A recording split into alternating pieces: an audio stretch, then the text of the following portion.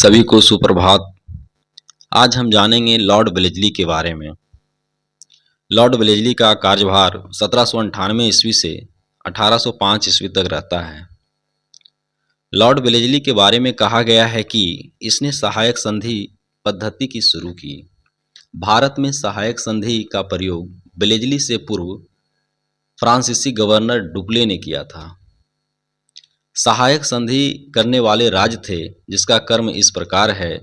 सबसे पहले हैदराबाद 1798 ईस्वी में, मैसूर 1799 ईस्वी में, तंजौर अक्टूबर 1799 ईस्वी में, अवध 1801 ईस्वी में, पेशवा दिसंबर 1802 ईस्वी में, बरार एवं भोसले दिसंबर 1803 ईस्वी में एवं सिंधिया 1804 ईस्वी में एवं अन्य सहायक संधि करने वाले राज्य जैसे जोधपुर, जयपुर, मछेड़ी, बूंदी तथा भरतपुर आदि थे।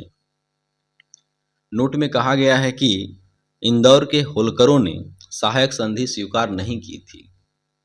उसके बाद हम देखते हैं कि टीपू सुल्तान चौथे औंगर मैसूर युद्ध 1799 ईस्वी में मारा गया। इसके शासनकाल के दौरान 1804 ईस्वी में नियम 3 के अंतर्गत शिशु वध को बाकी हत्या की तरह ही मानते हुए दंड का प्रावधान कर दिया गया।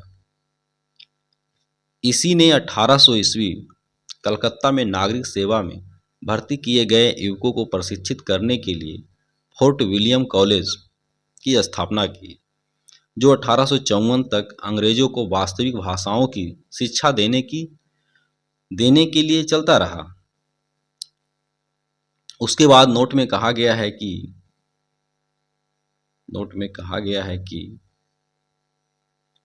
1806 ईस्वी में भारत भेजे जाने वाले प्रशासकीय अधिकारियों की शिक्षा और प्रशिक्षण के लिए इंग्लैंड में हेलेबरी में एक ईस्ट इंडिया कॉलेज खोला गया, जहां नवयुवक प्रशासकीय अधिकारियों को 2 वर्ष का प्रशिक्षण देने की व्यवस्था की गई।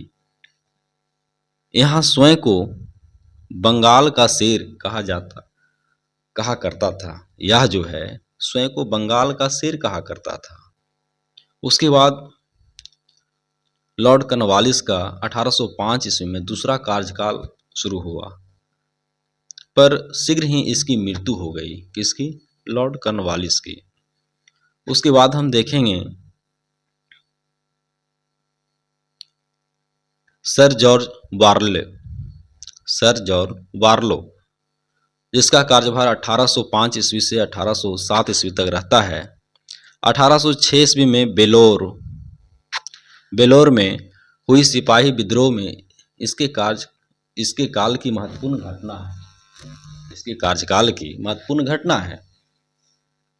उसके बाद आता है लॉर्ड मिंटो प्रथम।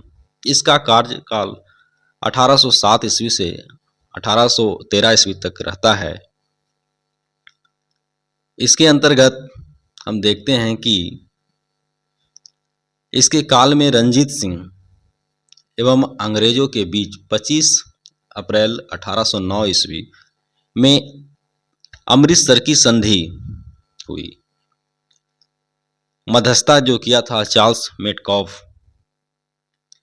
इसी के समय चार्ट एक्ट 1813 भी पास हुआ था। फिर आगे हम देखेंगे लॉर्ड हेस्टिंग्स के बारे में। आज यहीं तक रहने देते हैं। जय हिंद, जय भारत।